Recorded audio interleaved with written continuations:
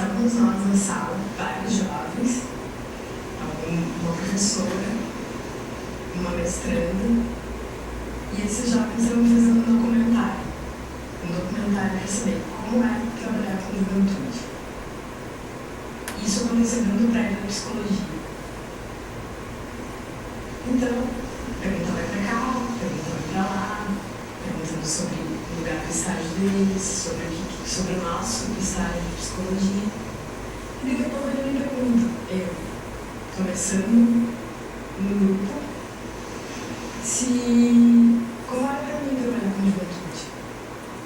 E eu respondi que para mim era vergonha, que eu estava entrando em algo que eu desconhecia. Ele baixou a câmera, olhou no meu olho e disse, só cuidado que a gente foi.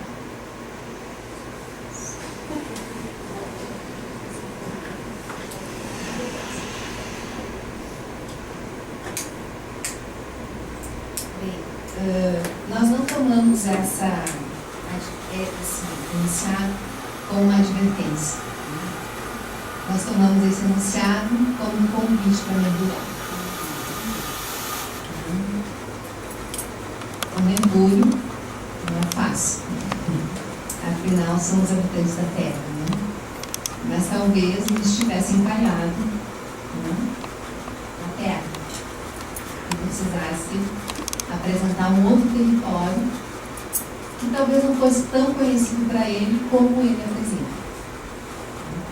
O que parece, quando o adolescente faz conta a sua história, uma história um pouco esperada por ele mesmo, por quem o escuta, tudo que vai acontecendo, né, no tráfico, na educação, no tráfico hoje, a gente tem isso muito presente, né, por motivo das medidas,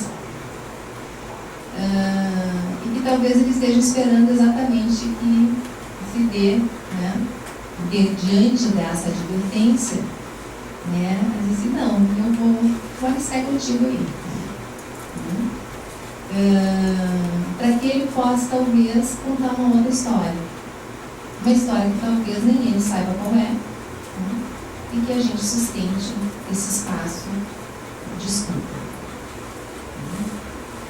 Nessa trajetória, esse enunciado, ele se constituiu a dissertação de mestrado da Júlia, tá? Virou muita coisa, e ele constituiu uma modalidade de trabalho que a gente passou a pensar com os adolescentes, tá? Na verdade, isso até originado dentro desse trabalho que a gente fazia num primeiro momento, com adolescentes que estavam em regime de internação, tinham atividades externas nesses programas, e começava a tensionar essa relação com a rede de políticas públicas, né, que ainda é muito difícil do ponto de vista do regime de internação. Né? Pensar, muito bem, se ele está internacionalizado, mas já poder ir pensando que ele está fora. Né? Então, assim, como que eu já vou pensando a relação com a saúde, com a escola, com uma atividade, o curso que ele quer fazer, enfim. Como é que eu vou construindo isso? Como é que eu vou construindo isso, não só dentro dessa organização, com o adolescente e com quem vai receber? Então, nós, assim, não foi algo muito planejado, por isso que eu digo que eu aprendi, né, porque eu ignorava. Mas, assim, de alguma forma, os estudantes que chegavam ao programa de estudantes de psicologia tinham uma formação em acompanhamento terapêutico, o AT, conhecido, né, no trabalho de saúde mental. E aí eles pensaram, mas por que eu não posso sair com ele na rua? Aí a professora aqui de cabelo em pé, né? Como assim? Vai sair na rua com esse guri? Um guri que tem uma estágio de infração, vou botar agora um estudante de psicologia, que também, né, adolescente aí, né? É assim, adolescente com adolescente. Enfim, tá bem, vamos lá. Vamos aos pouquinhos, aí vamos fazer, né? E o que foi se constituindo, né? Como é que a gente construi, assim, aquilo que pode parecer muito óbvio, assim, bom, mas como assim? Esse guri vai lá, furta alguém, assalta alguém, né, ou alguém, ou vende droga, enfim, tudo isso, e não vai saber ir lá rever a sua matrícula na escola? Não vai saber ir lá fazer essa carteira de trabalho? Não vai saber, não. saber. Quem vai saber. Então, ir até esse local, percorrer com ele a cidade, ir lá fazer a mediação dessa conversa, primeiro fazer o primeiro diálogo, depois ele fazer o segundo diálogo, né, na matrícula, ou enfim, aonde fosse, começou a ser o exercício do acompanhamento, que a gente começou a chamar AJ, tá? Acompanhamento juvenil. Querendo dar um nome um pouco diferente, porque nós corremos o risco, ao colocar o acompanhamento terapêutico, né, dele ser colado da psicopatologia, mesmo que o acompanhamento terapêutico não se propõe a fazer isso. Né? Ele está pensando exatamente numa visão de saúde, né, que vê essa possibilidade da questão do sofrimento psíquico como algo que tem que ser tratado na sociedade, não na internação. Mas né, teria uma carga aí também da gente pensar essa ideia que a gente também assim, traz muito da esquizoanálise, que é a avaliação. Né? A gente sempre pode fazer a avaliação. Por isso que eu acho que a ousadia e a criatividade ela está nessa ideia da avaliação. Né? A gente tem a lei. Né? Agora, a lei ela sustenta uma prática, uma política. Ela sustenta uma política pública. Né? A prática do psicólogo, interdisciplinar, com os profissionais, a nossa própria prática enquanto pensar essa produção de subjetividade, também tem algumas orientações metodológicas, também tem uma técnica, vamos dizer assim. Mas nós podemos produzir variação, línguas menores, que são singulares àqueles espaços aos quais a gente está intervindo. Né? Então, o AJ, ele começou a propiciar, né, a gente a criar esses exercícios, né, ou usar às vezes até um pouquinho mais, eu diria, né? Mas aí eu acho que também tem assim, essas práticas, o trabalho, ele também tem uma lógica de medo. Né? Eu poderia ter me alojado no medo. Como assim sair conseguir fazer isso e aquilo? Né? Não acho que isso foi uma escolha pessoal da Gisley. Então eu colocaria outro ponto na análise dessas práticas. Né? A Gisley só pode fazer isso porque está numa universidade pública, porque constitui uma equipe de trabalho, porque tem uma rede que foi se constituindo e que pode apostar de quem vai lá naquela escola também vai ser acolhido, vai ser acompanhado, que o estagiário também vai ser acompanhado. Nós não estamos em lugares que estamos somente por escolhas pessoais. Nós estamos, né, porque socialmente foram construídos esses lugares. Em especial se somos trabalhadores públicos. Então, essa historinha de vir dizer que a rede funciona porque eu tenho um amigo, é a historinha da prática. Ótimo, a amizade ela pode se produzir na relação de trabalho, né, enquanto uma forma de cooperação e acolhimento ao trabalho do outro. Mas eu só posso contar com aquela pessoa do serviço porque ele está no serviço. E eu só posso colocar essa relação de acolhimento porque está previsto na política pública que a relação de rede, de intersetorialidade, é um princípio que ordena o nosso trabalho. Então, não sou eu que vou tomar isso como algo individualmente. O que acontece do ponto de vista de que nos toma individualmente? A sobreimplicação, que a gente chama também analiticamente, né? Que seria exatamente assim, a terceirização, o que se coloca? A descontinuidade do trabalho, né? E provavelmente aquele que é um trabalhador público, que acaba ficando com, né, o percurso de tudo que aconteceu, se é um trabalhador público, ele fica com tudo aqui, né? O seu carregando. Né? Então, quanto mais eu me sinto individualmente dando conta disso, mais o sistema está me colocando nesse lugar para não constituir um trabalho efetivamente público, mas dizer, tu não consegue dar conta. Tu é o culpado. E impossibilitando o trabalho, porque essas são as formas de governo enquanto formas de controle, de operar esse estado mínimo que estamos falando. Né? Então, assim, é uma forma em que eu me sinto, né, que vai culpabilizando individualmente, me responsabilizar, muitas vezes adoecendo, nós temos os trabalhadores dessa área adoecendo de uma forma, né, extremamente significativa, né? E me afastando da possibilidade de ver, né, uma luz, né, o zoom, de fazer o zoom lá, né, do touro para o menino e dizer, para o guri, diz assim, é possível fazer algo? Não é possível, eu não faço, lá não faço, não tem como, né? Então eu vou oscilar, ou eu não consigo, né, ou a política vai ver que não funciona, ou o Estado, ou o governo, ou a lei, como eu digo, né? Então, assim, sempre que esse discurso e esse enunciado surge, pode parar. Ou assim, ou eu estou lá no além, ou eu estou aqui que eu não enxergo, entendeu? Então eu tenho que fazer esse movimento. Estar atento ao que o adolescente nos diz é fundamental, porque ele nos dá essa dica assim, ó. Para isso eu preciso tempo, né? Para escutar preciso tempo. Porque senão eu não estou escutando. Ele diz alguma coisa, eu já vou ter lá. Tá, esse é a história de lá se marear. Então, se essa relação, né, ela é paradoxalmente singular e coletiva, né, nós, como profissionais, temos que assegurar ações singulares e coletivas. Portanto, estarmos aqui no conselho, né, tendo essa norma, discutindo e afirmando, por exemplo, que no município de Porto Alegre tem que ter tal ou tal coisa, ou outros municípios do Rio Grande do Sul, né, nós temos que constituir ações coletivas. Eu tenho total clareza que assim, eu só consigo manter esse trabalho que eu estou tendo coletivo, pela equipe que nós trabalhamos.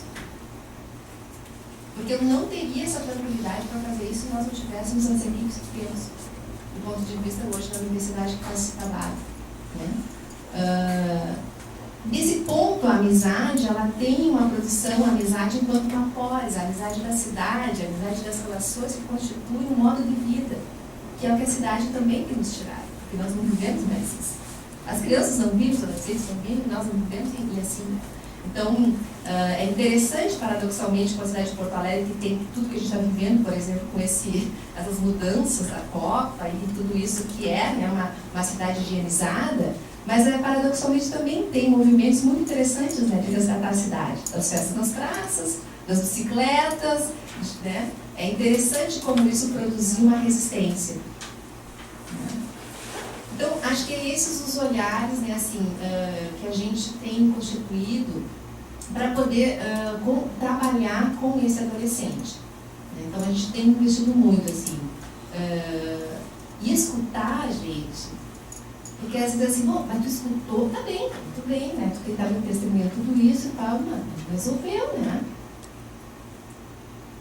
Bom, mas assim, a resolutividade está numa ação, né? É poder ter claro a dimensão desse lugar que nós temos nesse percurso da medida do adolescente da política. Mas assumir com autoria o lugar que temos.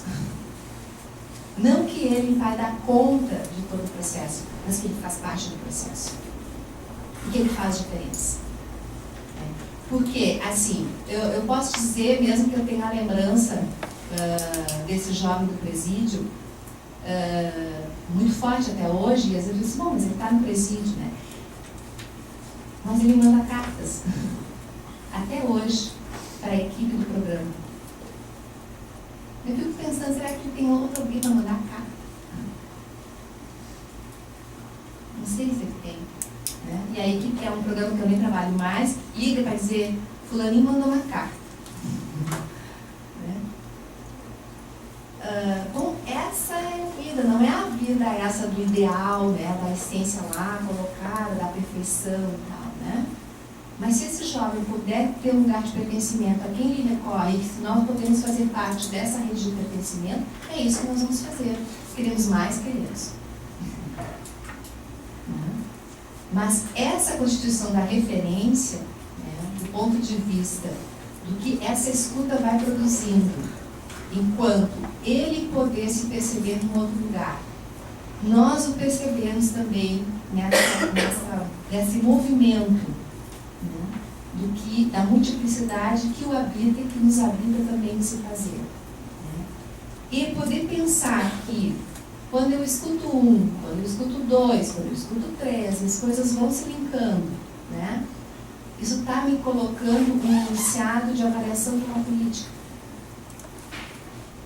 Então, assim, o enunciado que está colocado numa escuta singular, ao mesmo tempo, ela está me apontando o que eu posso estar constituindo como uma prática na política. Por que eu vou discutir isso?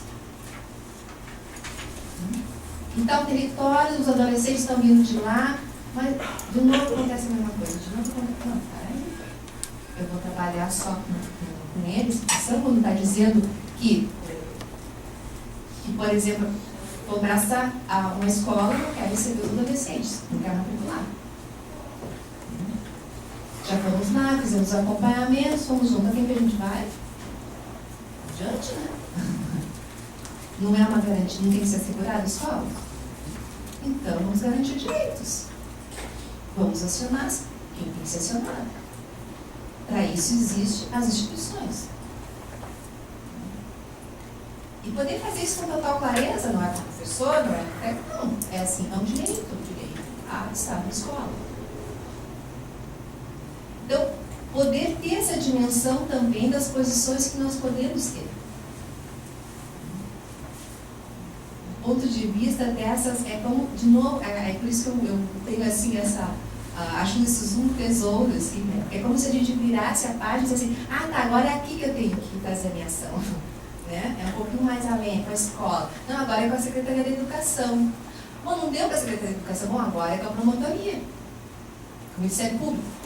O Ministério Público que vai ter que acionar. Então, eu acho que essas dimensões, elas estão se colocando, elas podem se colocar em práticas que nós não vamos nos sentir, assim como se não estivéssemos fazendo, né, o suficiente, mas como nós estamos nos movimentando em algo que diz de um processo, dentro dessa relação que eu coloco, né, do singular e coletivo operando ao mesmo tempo. E eu colocaria como última questão, para a gente deixar o tempo para vocês, né? Senão a gente vai não deixar o tempo para vocês comentarem e perguntarem, que é a noção de tempo. Né? Medir medida. Né? Quanto tempo leva uma medida? A medida que foi definida no tempo cronológico linear e a medida que significa a vida escolhida. Então, esse tempo que o nosso trabalho pode oferecer, pode não ser o tempo, e em especial hoje em dia não deve ser o tempo previsto, mas deve ser o tempo sentido por esse adolescente. Que às vezes até depois da medida. Mas que a gente possa, ao mesmo tempo que cumpre funções e papéis a serem preenchidos, né, a gente possa trabalhar com esse tempo que é o cronológico linear, com o tempo intensivo, que é o tempo experimentado na vida. Então, poder tocar nisso, se nós tocarmos nisso, nessa possibilidade de um adolescente, é tirá-lo de novo aqui. Ele já tem tudo muito prescrito, gente. Ele tem muito prescrito. Ele sabe o que tem que dizer. Porque ele já sabe o que tem que dizer e ele já sabe também o que ele nunca vai poder dizer. Desde a audiência. Né? E isso, para nós, assim, nós temos avaliado assim, como muito grave, uma discussão que a gente tem feito. Assim, o não exercício do sujeito de direito a partir do momento da investigação, da relação da audiência, assim, isso já faz, já conta que lugar de personagem eu tenho aqui. Todos nós temos, né? Que já cada um faz o personagem, né? E o juiz pergunta, ele diz, assim, às vezes nós temos relatos né? Eu não quero, eu me nego a ir uma audiência, mas não me nego nem por essa questão. É porque eu acho que, só por exceção, a psicologia deve estar presente numa audiência. Ela deve assegurar cada vez mais o distanciamento da audiência. Porque é outro espaço que a gente tem que ocupar. Mais ainda quando essa audiência ela é constituída nesse personagem que já está pronto o script do que eu tenho que dizer e do que eu tenho que fazer. Inclusive qual é a medida que vai ser. Então não há um exercício de escuta do que aconteceu, não há um processo colocado como tal, não há defensoria. Portanto, a partir daí, como que tu vai constituir uma relação socioeducativa de reflexão sobre o que aconteceu quando não foi exercido o seu direito de escuta, de defesa e tal, para responsabilizar mesmo, entendeu? Não é? Eu não estou aqui querendo responsabilizar, sim, né? Como que foi isso? Não, já parte de uma contação, né? De uma historinha, não é assim, todos falam pelo adolescente, o adolescente não fala. Todo mundo fala por ele. E disso vai partindo todo o percurso da execução da medida. Fora isso que a gente confirma aqui em muitas situações, né, do não cumprimento da lei na própria, né, assim, no tipo de medida que se coloca. Não, assim, isso não, assim, eu não entendo, não quero entender, porque eu quero entender outras coisas. Porque assim, eu acho que eu tenho que entender da psicologia e tal, procurar isso já não é fácil, né? E tal. Mas assim, com os dois de direito, eu fico perguntando assim, pela mesma coisa, mas como que acontece isso? Não, professor, mas é assim, ó, né? Mas e aí, dona? Pois é, professor, mas a juíza não sei o quê, disse isso, determinou, tá? Agora a gente entrou com uma ação. E eles têm entrado, e é interessante, porque quando a defensoria ela é ativa, eles têm entrado no processo e têm conseguido umas coisas que eu fico impressionada, né?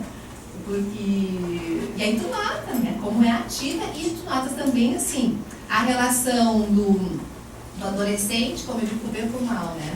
Não querendo ser moralista, mas assim, né? Bem por mal que é o seguinte, assim, tanto quando o adolescente assim, começa a querer saber como é que funciona isso do direito mesmo, mas então eu posso, mas como é que é? E aí ele vai atrás. Como? Aí é interessante, né? A forma como a gente coloca. Agora eu posso fazer qualquer coisa porque tem uns alunos de direito ali mesmo. Então, assim, né? Essa é a história, porque assim, aí dá o erro na equipe, assim, como assim vocês, né? E tal. Porque assim, né? Assim, os vários sentidos que pode se dar para a forma como a gente também está trabalhando com esses fatos. Então, eu queria pontuar, e daí assim, então, essa ideia de assegurar, e aí nesse sentido, eu acho que é importante a gente retornar para o seu saber. Eu não estou querendo aqui ser disciplinar, não estou querendo. Mas é assim, o juiz usa do saber da psicologia para não dizer da sua função jurídica. Assim, né? Diz assim, bom, a lei diz isso, então vamos respeitar a lei. Aí vem a história do adolescente, que ninguém vê a história com do adolescente, do sentido ali, sou eu aqui, entendeu? Na psicologia. Se ele tem direito a uma questão do processo, ele tem direito. Por que eu estou tirando esse direito de ele assim, porque viu, teve uma medida não sei quando lá, então vou olhar o processo, a história dele, tarará, se na lei não está dito isso? Como assim? Ou então o julgamento moral, que é o que mais se faz, todos nós, de passagem, aí ninguém se passa, né? É o julgamento moral. Que eu acho que é o exercício mais difícil para a gente fazer, porque se mexe nas entranhas, né? Então, acho que ali no mergulho tem muito isso, mexe nas entranhas, porque assim, escutar o que a gente escuta dos adolescentes é mexer nas nossas entranhas. E escutar sem julgar. Tá? Ele poder se escutar nisso, poder pensar, e a gente não sabe o que vai acontecer. Mas a gente tem que sustentar esse tempo para ele poder produzir um sentido nisso, que a gente não sabe qual é e nem como vai ser. Né? Então, nesse sentido, eu digo, quando eu estou falando do lugar da psicologia, do direito, da pedagogia, do serviço social, o quanto, às vezes, assim, essa coisa de nós somos um pouco de cada coisa, nos tira também a responsabilidade sobre algumas respostas às quais a gente tem que dar, na função que está. Porque, afinal, essas práticas, fundamentalmente as diretrizes e a lei em si, ela dividiu funções que devem dar respostas. Né? Não é respostas definitivas, eu quero dizer muito assim, nesse cumprimento do processo. De que daqui a pouquinho o psicólogo está sendo mais demandado a dizer se ele tem ou não que ficar com medida. Mas não sou em medida? Somos nós que temos que dizer isso? O tempo de medida, se ele vai para guiar, se ele vai para... E esse é um pouco o que o funcionamento nos leva, né, a fazer. É rápido para isso ficar como assim, não, mas o que o processo diz? Ele cumpriu? Ele cumpriu o que tinha que cumprir? Tantos dias, então é isso. Ele podia estar mais ciente disso, como assim? Não está dito que ele tem tantos dias assim, então é isso. Bem, então acho que assim, era um pouco essa ideia, né, de compartilhar, já estou falando demais, porque vai ficar muito fácil. Eu acho que a gente tem um trabalho um trabalho político mesmo, eu não estou falando aqui, né, eu estou falando político, enquanto na economia do desejo, que produz a vida, tá? Eu estou falando desse político, né, os nossos modos de ser é que produzem a vida, né. Esses modos de agenciar o desejo, eles não são individuais, tá? Eles, né, vão fazendo elos e se tornando formas de viver, de praticar, de fazer, de produzir instituições.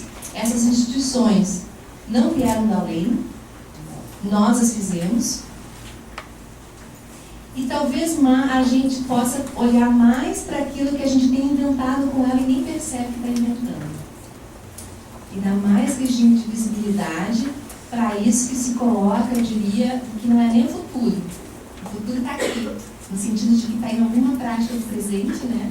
E já está se produzindo aqui, que talvez a gente é tão tomado por esse lugar dos medos, da impossibilidade, né, do indivíduo ter que dar conta, que nós não percebemos o quanto nós estamos inventando no cotidiano de cada ato de nossa vida.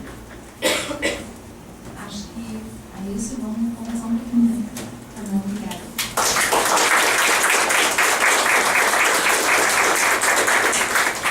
Eu te agradecer também, Gisele, não só pela tua disponibilidade de estar aqui hoje, mas também pelo trabalho que tu fez lá junto à Comissão DOC, né? Então, acho que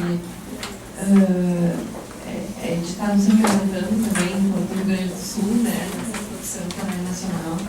Esse é um convite que eu acho que também não é simples, né? Porque eu acho que é um trabalho bem difícil, né? De produção coletiva, então... mas eu acho que ele, o fato de ter aceitado isso, disso atravessa toda a tua fala como todo, que é de investir numa discussão ética no lugar da psicologia junto às medidas socioeducativas. Queria te agradecer por isso, né? Pela possibilidade de tu colocar o teu conhecimento, as experiências também a serviço, né, da psicologia. Então agora a gente deixa aberto aí para quem quiser fazer questões, enfim, reverberações aí nos fatos. Acho que nada de verdade.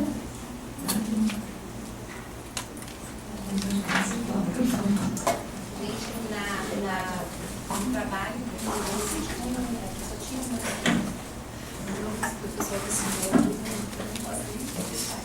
mas aí eu lembro do conceito. Esse aqui é uma produção que foi feita agora, né, lançada, da experiência meio com meio aberto, dessa interação na universidade. Então, quem escreve assim, são desde os estudantes, professores e técnicos que participam das práticas, né, todo o percurso, como é que a gente trabalha com a medida de meio aberto.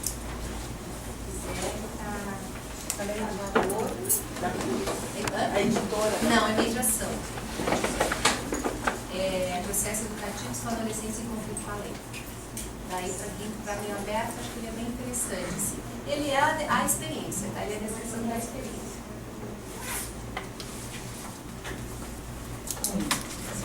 Eu sou psicóloga e trabalho numa instituição de internação, de fase. E gostaria de debater um pouco mais com vocês sobre esse atravessamento do judiciário nas unidades de internação e nos programas de meio aberto também, porque isso é uma realidade bem dura e que também mobiliza muito os profissionais. O judiciário determina várias ações, inclusive detalhes do trabalho dos profissionais. Já ocorreu, por exemplo, no judiciário determinar que os técnicos façam discussão e passagem de caso pessoalmente e que comprovem nos autos que isso foi feito pessoalmente, dentre outros detalhes assim, do trabalho dos profissionais. E do psicólogo também ocorre muito isso de determinar certas ações, de determinar certos encaminhamentos que o profissional pode escolher fazer ou não, mas que ele vem à determinação de que deve ser feito. Gostaria de ouvir um pouco da experiência de vocês.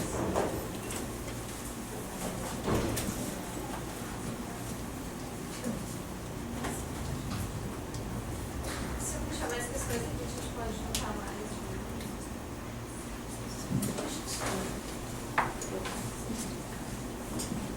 Eu sou Mariana, trabalho nas medidas de meia-idade em Porto Alegre. E eu ia fazer uma fala muito na linha que a Mariana coloca, né? Nas medidas de meio aberto, isso também se põe, às vezes determina então que tem que fazer acompanhamento no CAPS AD.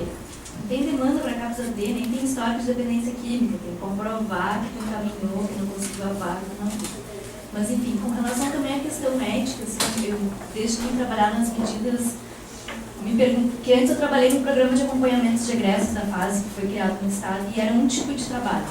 Depois eu vim para a FASC para trabalhar com as medidas, e é outro tipo de trabalho, porque a interface com a justiça ela é como um fio invisível, assim, né, que está sempre na tua relação com o adolescente, porque só se ele é muito sem noção, que eu digo, né, que ele chega para ti e diz, eu continuo traficando. Alguns dizem, porque tu consegue te vincular, porque tu consegue ter uma postura, um jeito diferente, né, mas tem que fazer todo um trabalho com relação a isso. E aí eu pergunto, na hora que eu tenho que fazer um relatório para o juiz desse do INGUI, que me diz que continua traficando, que sumiu, que não sei o quê, o que eu coloco neste relatório? Eu sei que esse meu relatório vai embasar a decisão da juíza. Inclusive, em Porto Alegre, a gente tem formulários próprios para o programa das medidas, onde diz lá, parecer técnico, aliás, tinha um outro nome, era encaminhamento, eu acho, não me lembro, e a gente fez uma revisão colocando, é um parecer técnico, não é uma, era sugestão. Uma sugestão baseada no meu achômetro, é um parecer técnico, em cima do que eu estou trabalhando com esse adolescente. Mas esse parecer técnico vai embasar a decisão da juíza. E eu acho que é muito semelhante à discussão que se fez no sistema penal adulto, né, do trabalho do adolescente, o trabalho do psicólogo dentro das unidades adultas. Não vejo como muito diferente o que a gente faz, né? Então tu tem que cuidar muito bem do que coloca neste relatório. Normalmente eu coloco no parecer técnico a apreciação jurídica cabível. Não cabe a mim dizer fica, não fica, fecha, não fecha, né? Mas eu não consegui ler os textos, não estava no começo da apresentação, eu não sei se isso nos documentos está colocado, essa questão ética, assim, de o que se coloca nesse relatório, o cuidado que tu vai contar a vida inteira desse adolescente, para que precisa, não precisa, ou então tu faz uma coisa mais descritiva, compareceu 5 vezes, 2 vezes, está na escola, não tem, o que isso acrescenta, né? Assim. Mas nessa linha da produção dos textos, desses relatórios que a gente faz, nessa interface com a justiça, assim, e a questão de ir para a audiência, né? A gente é colocado nessa situação, as colegas fazem muito mais. No CRES a gente agora tem um advogado, então na minha equipe a gente combinou que é advogado que vai. A gente conversa, vai tu, eventualmente, alguma situação particular, vai uma das técnicas, né? Mas assim, aquele momento da audiência é constrangedor, muitas vezes, é humilhante para o técnico que está ali, saem determinações descabidas que não tem a ver com o que tu colocou de uma pequena frase, vira então um acompanhamento, tratamento disso, daquilo que não faz sentido, né? E eu queria um pouco ouvir da questão ética mesmo com relação a isso. E a Cifra depois. Tudo bom? Buenas, talvez eu distor um pouquinho do que começou, mas eu acho que a riqueza também é falar de diferentes lugares e uma coisa que no início assim, aquele silêncio que é sempre praxe, né, o silêncio do quem é que vai ser o primeiro a falar, de onde é que a gente vem, quem somos aqui nesse grupo? Era uma pergunta que eu queria fazer, mas aí já te adiantou aí. Porque eu acho que é isso, assim, sempre um grupo, sempre um encontro, ele produz. E é isso, quando a gente fala sobre isso, das nossas relações de trabalho e das relações da vida, sempre produzimos, sempre produzimos, só que nos habituamos, aprendemos, nos submetemos a não viver profundamente cada experiência. Por isso que eu fiquei super querendo saber quem somos nós hoje aqui. Porque hoje aqui já vai fazer parte de um processo. E aí eu fiz isso porque meio que eu fiz a minha linha da onde é que eu estou falando agora. Já fui psicóloga de comunidade e que privilégio ter começado pela Restinga, que é de Porto Alegre, vai conhecer.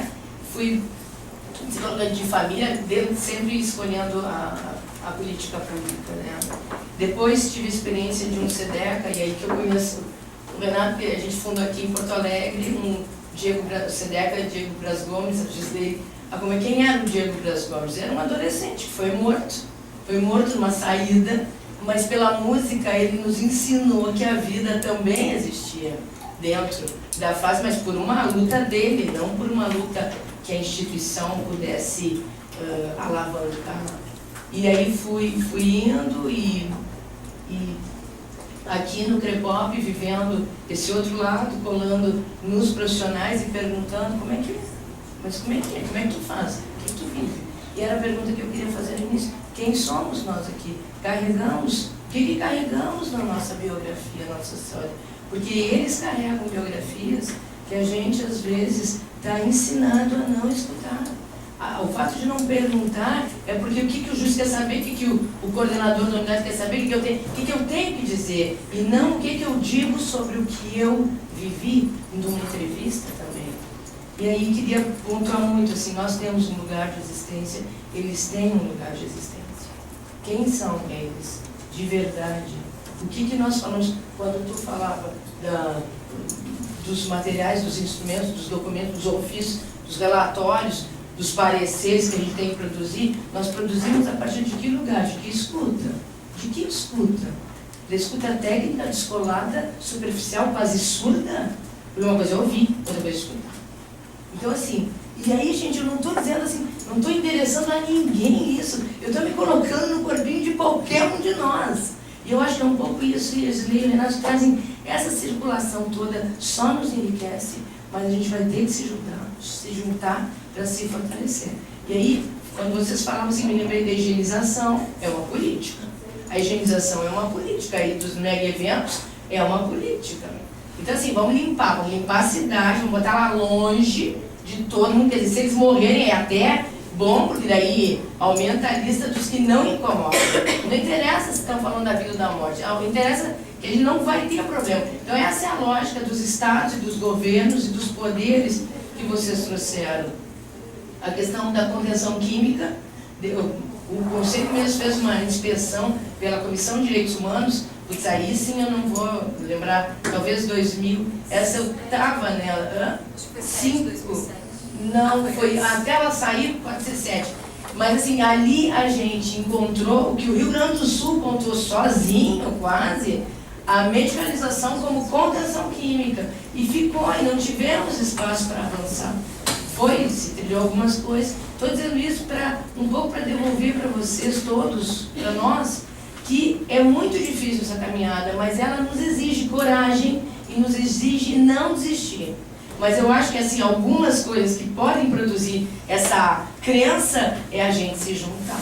E se juntar não com um bando de coitado, se juntar com força para denunciar, para não se submeter, para não silenciar. Isso é possível. Esse lugar é um lugar possível. Eu não estou dizendo isso de um lugar cômodo, porque hoje permaneço militante. Ontem, até agora veio a voz, mas enfrentamos uma plenária no Conselho de Saúde para bancar uma política pública que Porto Alegre correndo risco, não, já estamos privatizando tudo, inclusive a saúde, né? Com as fundações de direito privado e por aí vai, as roubalheiras. Então, assim, queria chamar a atenção para a história da contenção química, da higienização e a internação compulsória, sim. Agora, recentemente, um vereador vai produzir algo nesse sentido. E eu acho que a gente vive aí maio, que é o mês todos os meses, todos os dias é dias de luta, mas maio a gente pode concentrar, já quero jogar isso, para a gente fazer algum ato grande, a gente está pensando numa audiência pública para trazer a reforma e a luta antimanicomial e pegar especialmente a internação provisória compulsória. compulsório, entre outras coisas. Eu sei lá, mas deixa eu só ver. Preconceito, discriminação, estigma. Os CAPs, a história, a gente falava um dia numa audiência aqui, num seminário que teve, que a fase quer fazer isso, quer fazer como uma política, e ela ainda acho que quer, e ela reproduz assim a violação de uma série de questões, de uma série de leis e de direitos, e eu acho que é isso também, gente. Vamos prestar atenção na intersetorialidade, que é das diferentes políticas, as medidas falam disso, porque esse sujeito, isso eu aprendi com o Mário Kolbe, direitos humanos são invioláveis e indivisíveis, e é disso que se trata. Intersetorialidade, interinstitucionalidade, nós circulamos por tudo que é lugar, e nós vamos ter que produzir juntos as vias de superação. Desculpa ter falado muito, é uma característica, né, mas só para... Mas pode passar para ele, depois a gente faz volta para a mesa e depois a gente abre mais uma vontade. Bem, você respondendo sobre o governo que fez, não responderam essa. Bom, uma questão que eu gostaria de colocar é esta questão assim, do conflito vivo, latente, tá?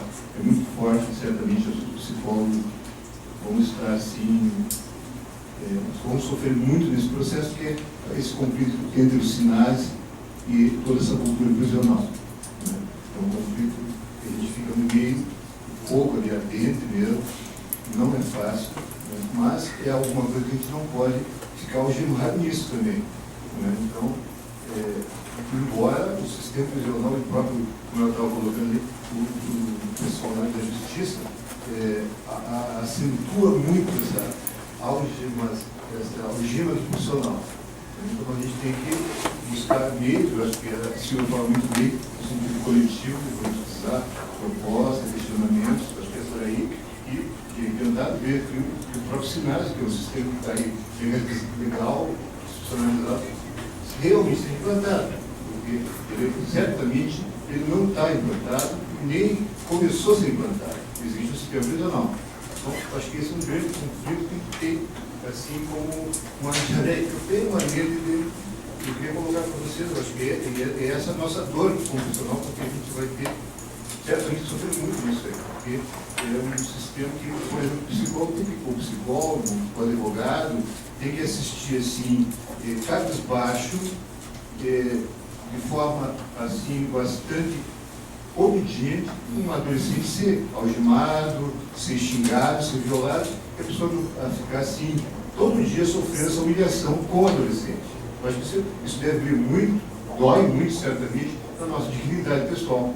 Né? Defensor de direitos e defensor da não violência. Então, acho que, principalmente, esse ato assim, de coragem e, ao mesmo tempo, de honestidade, de ter que sofrer diariamente isso, talvez seja uma das demandas, como ele coloca, os profissionais acabam ficando muito pouco tempo nos lugares desses, que não suportam a dor que em lugares isso existe. Bom, acho que basicamente é muito pontos que eu gostaria de colocar assim, nesse sentido. Assim, ó, para não perder, uma coisa, eu acho que, retomando assim, toda a discussão, assim, acho que o contexto, né, situacionantes, assim, e de toda uma tendência, né, que não é de Porto Alegre, mas do Brasil, né, enfim, desse modelo que está colocado de sociedade e que restringe as políticas. Então, assim, muito também do limite do nosso fazer está colocado por pelos próprios investimentos que são feitos nas políticas. Então, uma estratégia que eu acho muito, muito importante é registro de dados, gente. Isso é estratégico, entendeu? Assim, faz parceria com a universidade, faz parceria com a iniciação científica, não entra numa lógica de pesquisa que o outro vem aqui nos investigar, não. Vai trabalhar conosco e vai registrar dados do que está acontecendo. Nós não temos como atender tanto, entende assim, da onde que vem, como é que esse perfil e tal. Dado que, né, assim, acho que a gente, até da psicologia social, a gente sempre foi historicamente ligado ao dado qualitativo, assim, né, que a gente fez assim, né. Agora, hoje eu ando meio assim, não, eu trabalho efetivamente, né, com a questão do qualitativo, enfim, mas assim, para bancar essas discussões das políticas públicas, com o gestor, com quem muda, né, porque vocês também ficam muito a mercê de cada governo, né, porque assim, a universidade pelo menos tem que dar um pouquinho diferente do ponto de vista da gestão, né, local, reitoria e tal. Mas assim, no município, no governo, a gente sabe disso, né, e muda e daí fica muito suscetível. Então, assim, qualificar o trabalho do ponto de vista de registro de dados, acho que é uma coisa bem importante. Tá? De números que fundamente o que está acontecendo, essa coisa que se inverte, né? De repente a gente esquece do mapa da violência dos jovens do Brasil. E há uma inversão, né? Diz que o jovem é o agressor e ele está morrendo. É uma coisa doida, entendeu? É uma coisa, né? Piração total. Né? Está ali o dado. As pessoas nem sabem disso, isso é uma coisa. A questão do registro, né, eu acho que seria interessante, do ponto de vista do meio aberto, como foi o ano passado que veio essa orientação até nova dos procedimentos, né, tal, que pelo menos eu acompanhei ali no CREAS, seria interessante usar um pouco disso, por exemplo, para fazer uma avaliação, como é que está funcionando, né, então, se vocês, enquanto CREAS, puderem, né, tipo assim, fazer um fórum, avaliar e fazer ponderações para o juiz, né, com o juizado, tipo assim, e aí, olha, né, como é que está funcionando isso mesmo e tal.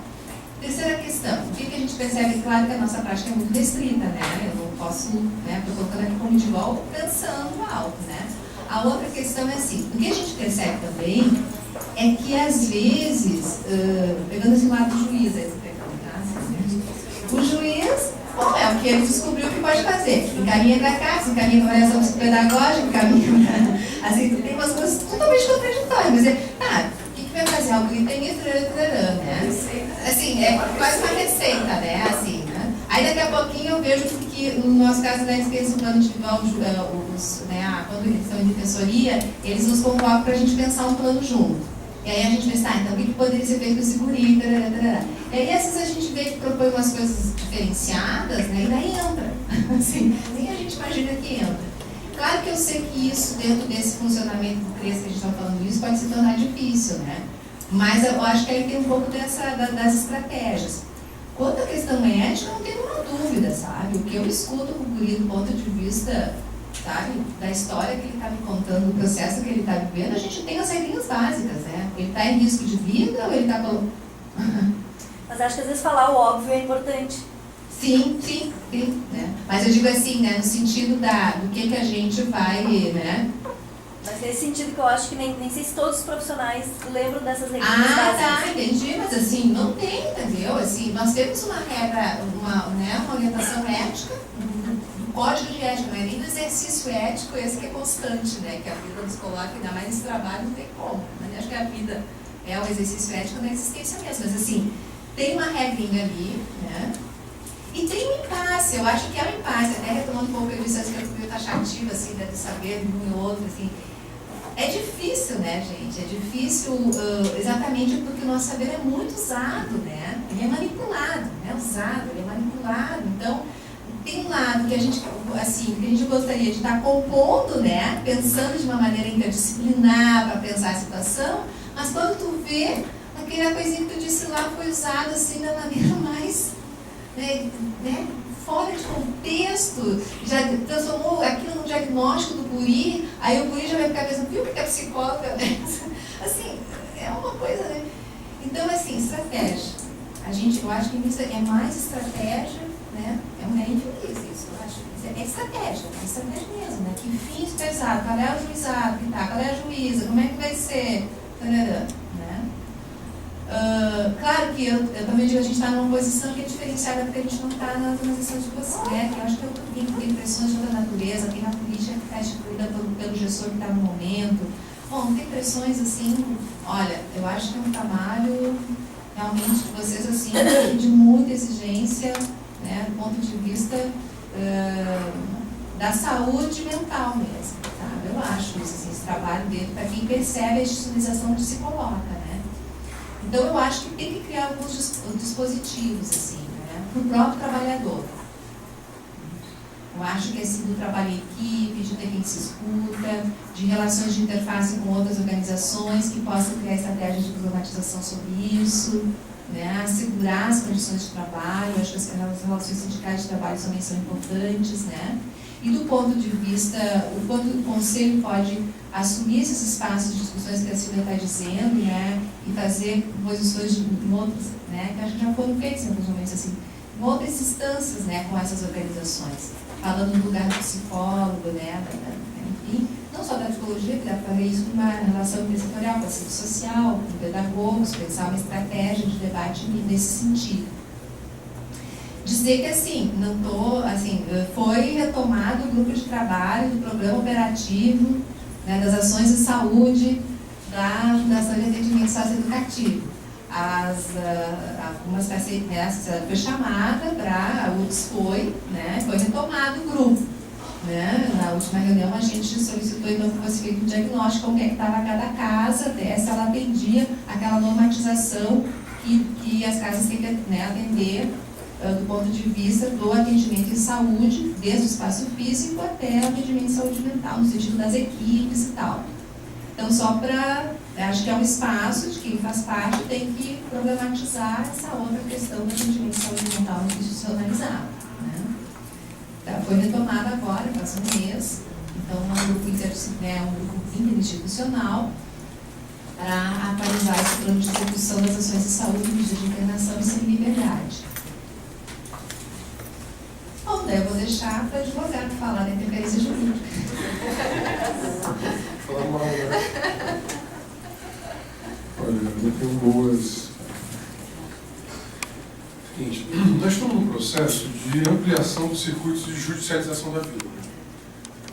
Assim, é isso, assim, a gente fica vendo assim, isso não é um problema que acontece aqui. Não é que acontece aqui, não é que acontece no socioeducativo. Tá? Se você olha não é, digamos, um problema do lado pobre do mundo. Né? E eu acho que tem. Vou lá, Zoom, para sempre voltar para cá. Acho que o lance do Zoom não é você ficar parado, é você estar em movimento completamente. Eu vou lá para. Eu gostei da ideia do Zoom porque ele é móvel. Né? Acho que a coisa é a essência é o movimento. A essência é o movimento. Nós estamos num processo de ampliação do circuito de judicialização da vida. Então, desse ponto de vista, a ideia do poder que julga, que é, no caso, o poder do Estado com o seu monopólio, ele vai crescendo. Você junta isso, você faz isso num país cuja estrutura é essa que nós somos, então, digamos assim, de um teste muito grande de cultura democrática, como segundo elemento, né?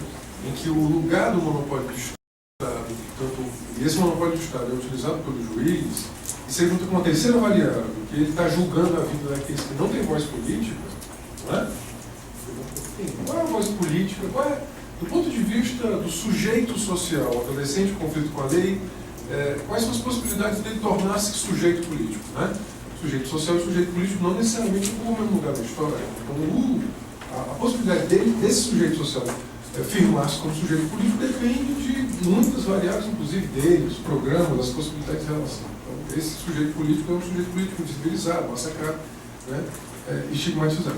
Então, são três variáveis que somadas, e isso resulta, portanto, em julgamentos ilegais, né, procedimentos judiciais para além do que a lei determina, a ausência de controle social democrático. Ou seja, nós temos uma cultura judicial que ela é avessa ao controle social democrático.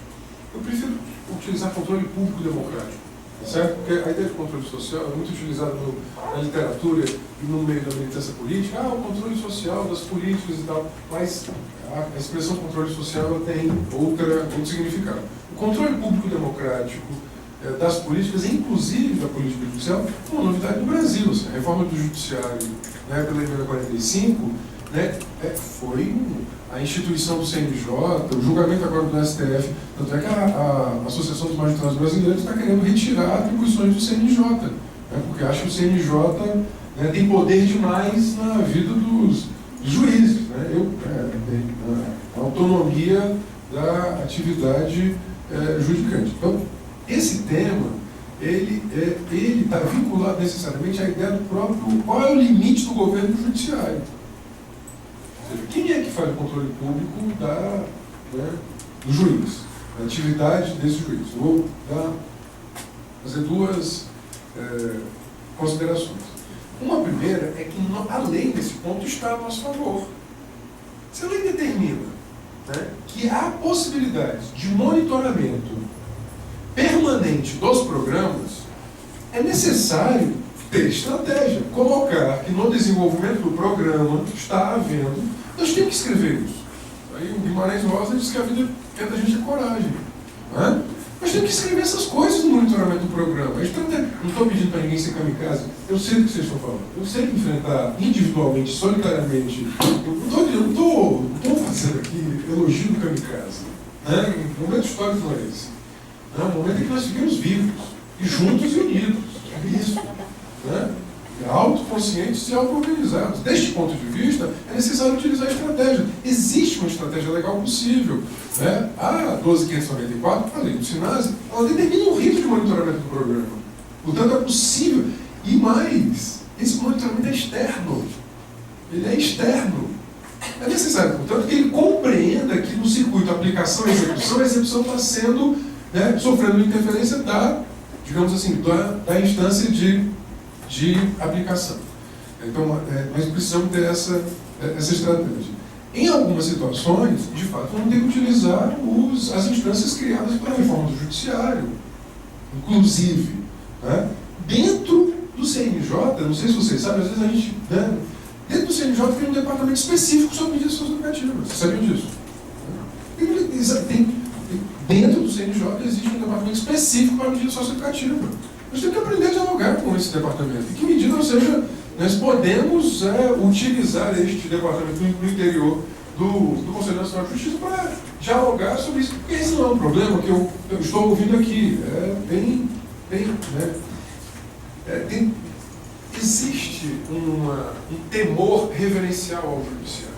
Né? O judiciário, em alguma medida, ele reproduz uma lógica monárquica, né?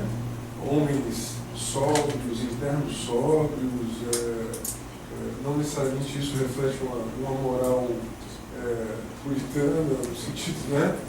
Até que os circuitos de corrupção estão aí para provar, muitas vezes, o contrário. Em ambientes, o ambiente do foro é um ambiente, o ambiente do foro ele já diz muito, né?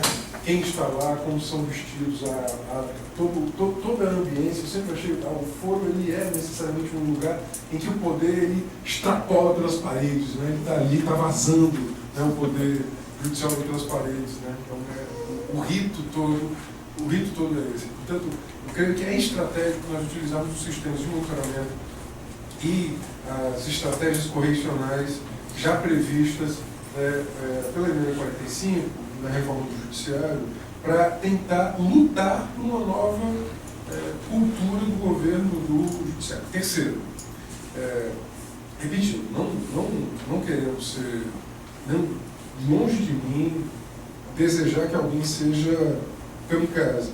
Mas nós temos que demonstrar estrategicamente que o judiciário erra muito também. Eu não estou falando só dessas sentenças absolutamente ilegais, né? Ilegais. Mas quando ele se atribui contra a lei, né, um poder que ele também não tem. O que é o SINASE? É a redução da discricionariedade, da aplicação à execução. Por que nós passamos 9 anos para ter uma lei de execução? Eu vou ser um pouquinho juridiquês agora, né? Vamos lá. O ECA é, sobretudo, uma norma principiológica. Ele estabelece um novo paradigma, portanto, ele é se você for comparar o ECA com processos, né, com normas processuais, ele é, sobretudo, principiológico. Ele é principiológico. Havia duas tendências na cultura jurídica que dialogavam com, né, a justiça juvenil. Uma de afirmar a necessidade de uma norma de execução e outra que não. Foram mais ou menos 9 anos de debate. Debates, né, entre juízes, promotores, gestores, né, sociedade civil, um monte de gente. Concluiu-se, olha, a ausência de uma norma de execução, de uma norma processual, está permitindo o minorismo, muita discricionariedade, de quem aplica menos, mas sobretudo de quem executa. Então, quando você pensa a execução da medida, ela antes do SINASE, ela não tinha parâmetros, né? Você não tinha nem os parâmetros do SINASE resolução ou os parâmetros do SINASE lei. Quando você pensa a emergência do SINASE, é exatamente para ocupar esse vácuo. Esse vácuo estava sendo ocupado por quem? Pela discricionariedade do gestor na execução, do juiz na aplicação. Portanto, a ideia de haver o SINASE já é resposta a essa excessiva discricionariedade. Estou sendo claro? Portanto, a tentativa é de reduzir, portanto, a discricionariedade da aplicação à execução. Você não pode fazer qualquer coisa. A ideia de que você pode fazer qualquer coisa com um adolescente é a ideia do Código de Menores. Olha, você está bem, eu digo para você, digo que você está em situação irregular e eu... Né? Mas mesmo assim o juiz, muitos juízes, aí completamente contra a lei. Um dia desse eu peguei um juiz que ele tinha determinado que o menino fosse evangelizado. Né? Não sério, é isso, porque é isso, aí tem toda essa cultura separada. Não, aí tem toda a questão com a política, como a sociedade brasileira lida com a drogadição. Outro dia eu estava Outro dia eu estava numa situação, estava tentando soltar um menino, o delegado chegou para ele com uma série, o delegado disse assim, olha, Deus está lhe dando uma oportunidade para você repensar a sua vida e deu uma série de materiais da religião que, eu sou absolutamente favorável à liberdade de crença, eu estou criticando aqui. Agora, o menino é estranho, o delegado chegar, faz a apreensão, o menino está lá preso, né? Aí está apreendido, aí ele chega aqui, olha, Deus está lhe dando uma oportunidade. Né? Isso, o delegado fez isso. Então, pois é, mas tem cultura, tem uma discricionariedade excessiva aí. Não podia fazer isso. Óbvio que do ponto de vista da função de um agente da segurança pública, esta atitude é uma atitude criticável, para dizer política. Então, a terceira variável é o seguinte, nós precisamos utilizar a norma legal, mas, sobretudo, disputar publicamente este lugar. O lugar da disputa é o lugar, de fato, das instâncias políticas. Tem um problema no esvaziamento dos conselhos, do ponto de vista do seu lugar político. Os conselhos, eu não estou dando recado para ninguém, os conselhos deixaram até de ser um lugar de opinião. Os conselhos, estou falando dos conselhos de política pública. Eles deveriam ser um lugar de poder, portanto, um lugar de pactuação deliberativa. Eles viraram um lugar de opinião e eles deixaram até de ser um lugar de opinião. Eles nem opinião mais, eles estão, né? Tem um certo esvaziamento. Porque um tema como esse, eu vou citar outro dia eu estava numa equipe de meio aberta, a equipe chega com um formulário para me mostrar, isso aqui é possível, porque o juiz manda a gente preencher. O formulário tinha a anatomia do corpo humano e dizia que a técnica tinha que desenhar as tatuagens que o menino tinha. Isso, né? Lombroso, né? E tal, né? Nina Rodrigues. Piercing não. Tinha que estar lá. A justificativa é que, em caso de morte, seria facilmente mais identificado. Se saísse, não sei o quê e tal. Olha, eu não estou mentindo, hein? Não estou mentindo. Vamos dizer isso assim, eu tenho um formulário, assim, olha, isso não tem o menor sentido. Mas a gente pode se negar, claro que tem que se negar a preencher isso. Tem sentido isso, gente. Você ficar aqui, você vai fazer... Porque você virou o quê? Você virou o caguete, o delator, né? E outra coisa. É isso, né, que se quer no assistente social psicólogo, que ele fica preenchendo dizendo que, olha, porque essa lógica é a lógica dos bugs das delegacias, não é?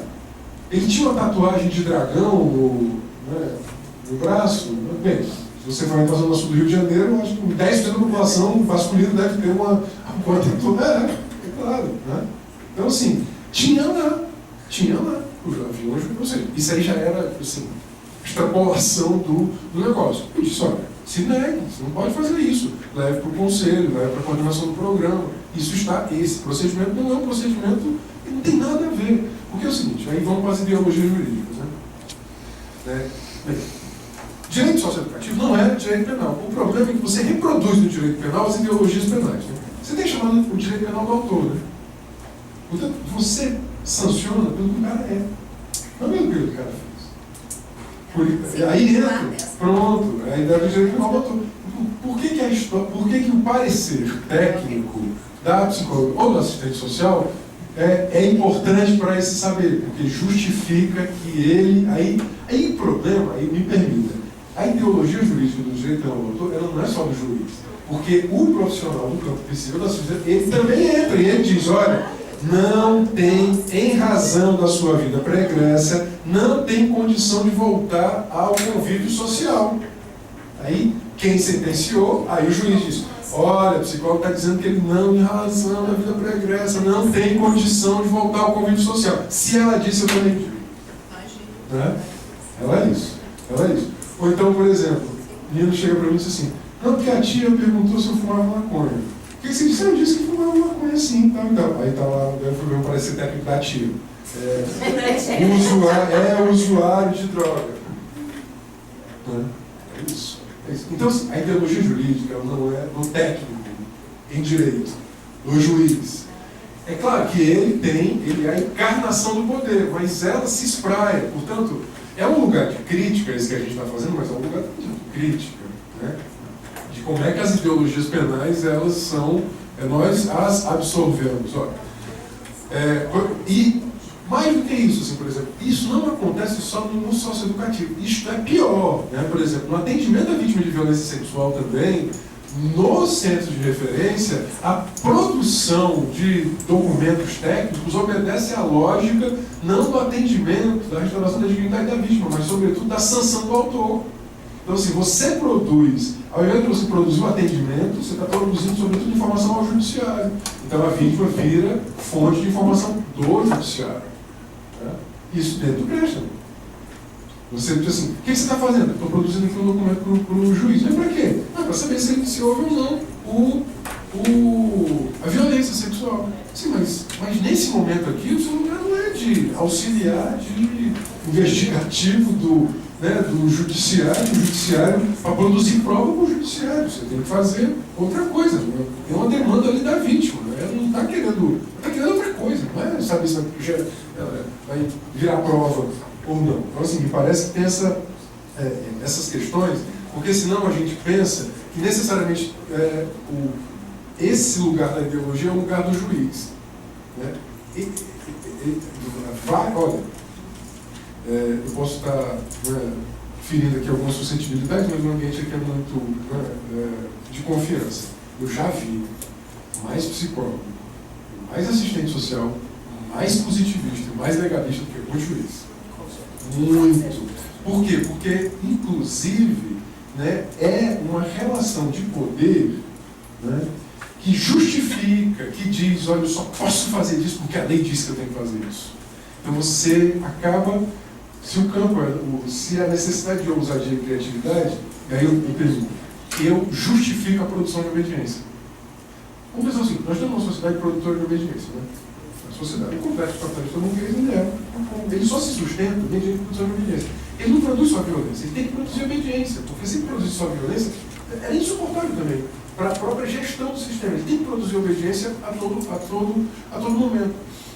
A obediência à lei é também um discurso também da produção de obediência, uma certa lógica acrítica de obediência a uma lei como se ela fosse desprovida de ideologia. Toda sentença, todo julgamento é ideológico.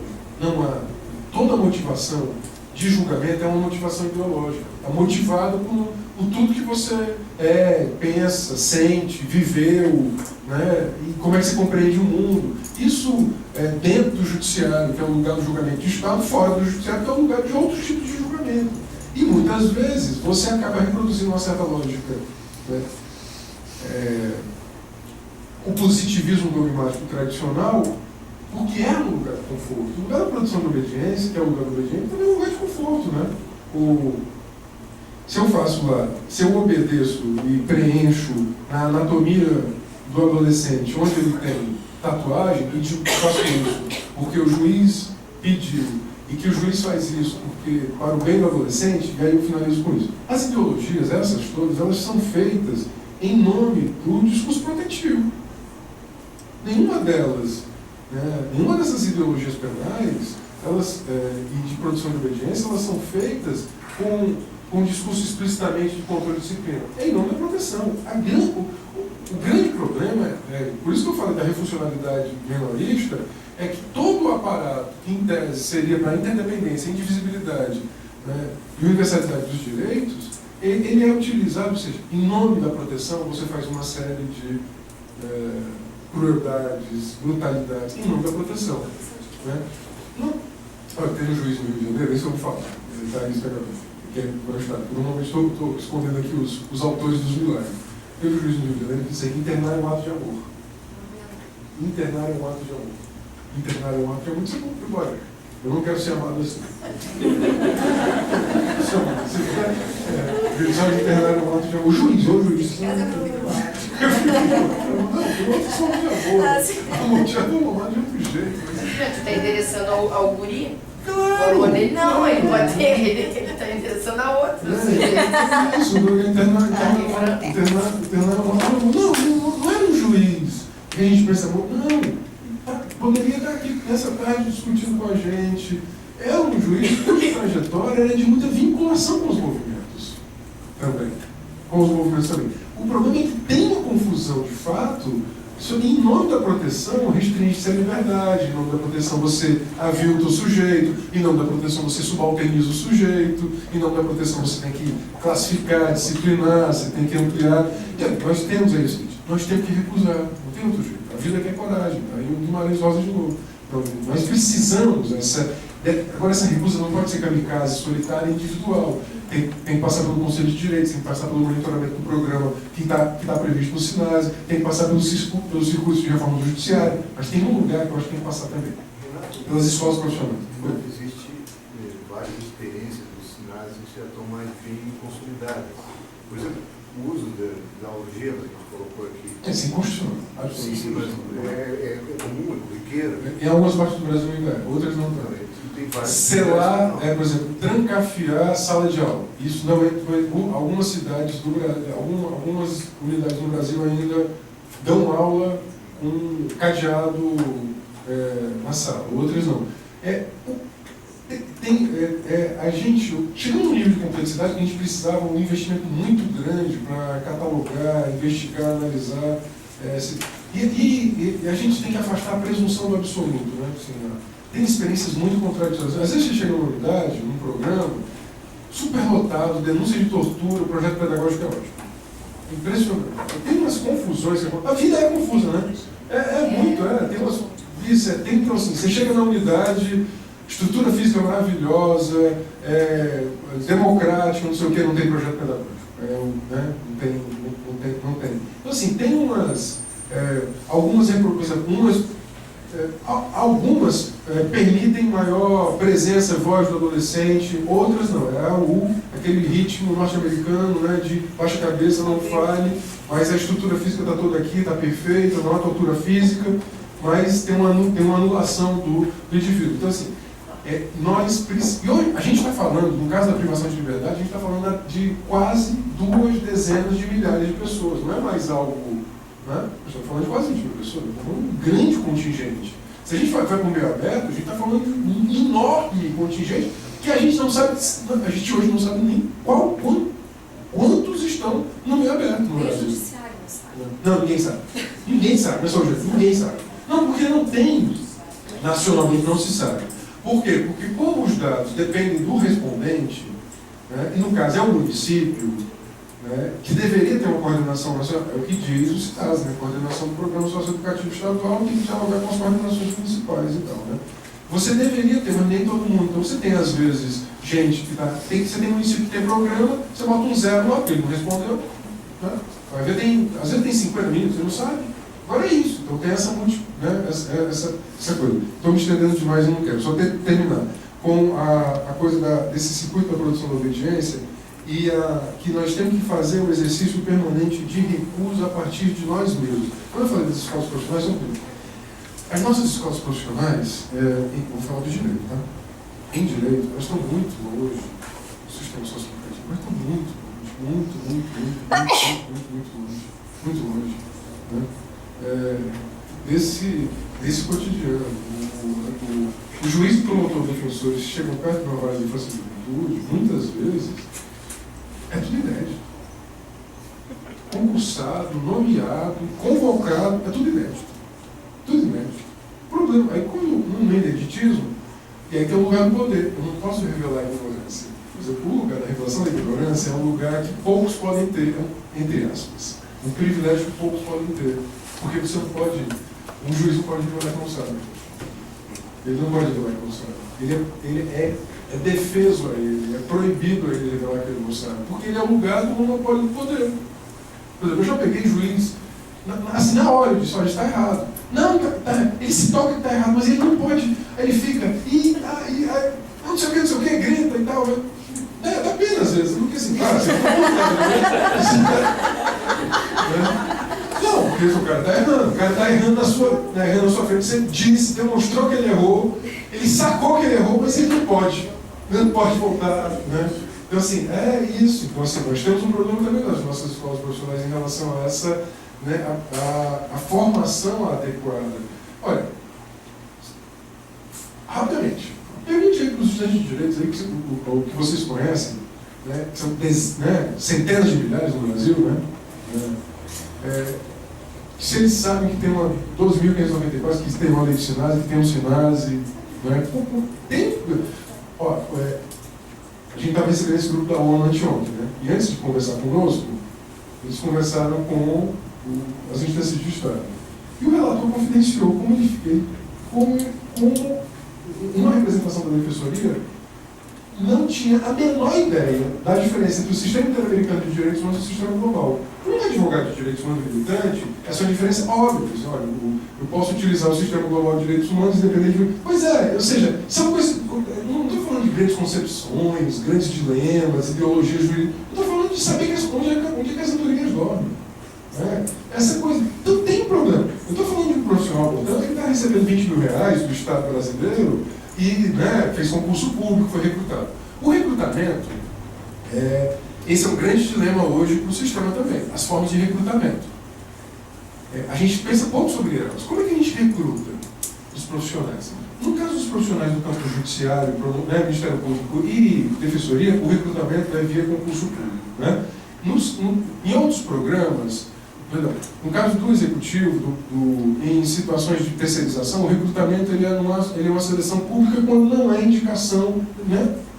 Às vezes pessoal, ligação com o coordenador, ou coisa que vai. O recrutamento tem que ser pensado por nós. Porque trabalhar com o socioeducativo, ele requer um recrutamento, ele requer um conjunto de, digamos, competências. Não gosto dessa palavra porque ela sugere muitas interpretações, que o recrutamento às vezes não dá conta. Os recrutamentos tradicionais. Nós temos que pensar como é que esse profissional chegou até ali. Né? Eu sei que muitas vezes ele saiu porque o lugar era insuportável. Você disse que o rodízio se dá por causa disso. Mas ele desejou estar ali em algum momento da sua vida? Ou foi uma contingência da vida material que o fez estar ali? Porque ele precisava de um emprego. Então, eu finalizo, porque acho que a gente não tocou nesse tema hoje, eu queria dizer, tem alguns indicativos na resolução do SINASE, mas eu acho que as escolas profissionais podiam muito refletir também o recrutamento para esses programas, o recrutamento para essas políticas, o recrutamento para esses lugares. Vou dar esse último exemplo. Já desde eu estava no Estado, o Estado tinha 5 varas da infância. Um dos juízes fazia audiência com a arma de fogo, aqui, ó. Está aqui o juiz, está aqui a arma de fogo. A promotora representou contra ele. Ele foi afastado, fez a defesa, voltou. A arma também voltou. A promotora saiu. Eu disse, cara, meu Deus do céu. Assim, a gente precisa de um Balzac do século XXI para fazer a crônica do cotidiano, porque precisamos de um novo Balzac para escrever essa crônica. É isso, porque assim, o cara faz audiência com a arma à mostra, o Ministério Público representa, ele se afasta, ele faz a defesa, ele volta e o Ministério Público sai. O que é, com tantas sinalizações de produção de obediência, de violência simbólica e real, o que eu vou dizer para o adolescente? Se a promotora, que é a promotora, sofreu isso, imagina ele. Né? Então, assim, é isso. Assim, esse exercício nosso é um exercício permanente de erro, acerto, vitória, derrota. A gente morre tantas vezes, a gente renasce tantas vezes, é uma coisa meio de fênix, né, de vai e volta. Acho que é isso. A permanência é o movimento. A gente tem que manter esses circuitos de retroalimentação para a gente ficar com a coragem acesa. A gente está já, na verdade, no limite do nosso horário, né? Eu queria agradecer várias pessoas. Primeiro, as gurias da comunicação aí, que ajudam sempre, né, na organização dos eventos, que aconteçam da melhor forma possível. Queria agradecer a Yasmin, a Cris e o Dani, que compõem a equipe do PECOB, que também ajudaram a construir esse espaço hoje aqui. Queria agradecer a pessoa da BUBIA, né, a Secretaria de Justiça e Direitos Humanos, a Coordenação da FASE, por terem acolhido o convite, né, para que os profissionais participassem também do evento aqui hoje, possibilitassem isso. Queria agradecer a participação de todo mundo, as gurias que vieram lá de longe, né, também, para estar aqui. Assim, a gente sabe que não é fácil a gente conseguir encontrar horário na agenda, e esses eventos eles são feitos pensando na categoria, e é feito para quem se interessa, né, que são vocês. Então, para nós é super importante poder ter visto essa sala cheia hoje aqui. E principalmente também, né, a Gisele e o Renato por terem feito essa tarde conosco. Para mim foi, além de ser bastante rica, agradável também, né? Ai, tem uns presentinhos. Não sei, um montão de presentinhos. Só para não perder como lugar político, né, que eu sugiro que a gente vá atrás de quem é que está fazendo o monitoramento da implementação dos sinais no Rio Grande do Sul. Sim, com certeza. Né? E às vezes, quem sabe, um espaço coletivo compartilhado com os profissionais para discutir isso, porque para nós é um interesse que a política, né, funcione para além, né, dos movimentos partidários, dos governos, que sabem que a política para aos adolescentes. Então, acho que a gente podia pensar nisso. Nós até já discutimos esses dias lá na equipe. Então, acho que aqui já aumentou que a gente tem que ver, bom, quem é que está fazendo? Fechou um ano, né, da lei. O PECOB já fez dialogando com os SUS, pode fazer dialogando com os SINAS. E chamar, talvez, até a parte para a gente discutir a vida e pensar essas estratégias. Acho que é bem importante.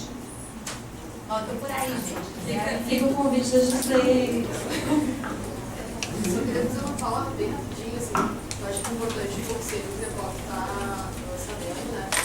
E é uma situação que está acontecendo no CREAS, Glória Cruzeiro Cristal. Que assim, eu não tenho número exato, mas mais ou menos 200 adolescentes estão em cumprimento de medidas lá no CREAS para apenas 2 técnicas. E em função dessa demanda, não só para medidas, enquanto PAEF também, há alguns anos já a equipe está tentando lutar por condições de trabalho, né? Porque os trabalhadores já estão adoecendo em função dessa demanda crescente. Então, já está tendo esse diálogo com a FASC. Caso não tenha esse respaldo necessário, os técnicos, né, vão estar fazendo uma paralisação no trabalho dia 1º de abril. Então, acho importante, assim, o CRB estar sabendo disso, né? E se estiver apoiando, aí melhor ainda. Só para justificar também que muita gente da FASC não está aqui hoje porque tem uma assembleia do SIMPA, do sindicato. Então, né, a categoria também, espero que esteja lotado lá, eu optando vir para cá, acreditando que lá vai estar cheio. Seguinte, gente, eu tinha me lembrado, mas depois... Acho que dentro da lógica de estratégias e da gente se aproximar para produzir lugares e intervenções, nós temos também uma articulação uma articulação dos trabalhadores do SUAS, o Fórum Estadual dos Trabalhadores do SUAS, que eu componho, o grupo de articuladores. Então, uma possibilidade é inserir, nós temos os e-mails, né, de quem veio, posso inserir no grupo virtual do Fórum Estadual dos Trabalhadores do SUAS. Eu acho que tudo soma, não esvazia o Conversando sobre Psicologia do SUS. A gente vai ter que descobrir, nós vamos ter que criar de verdade. Então, isso é um lembrete que eu quero fazer. A FASC, sempre que tem até o FONTAS, tem várias articulações, mas eu acho que nós vamos ter que criar novas estradas aí. Tá? Então, posso inserir vocês no grupo e a gente continua a comunicação. Bom final de semana.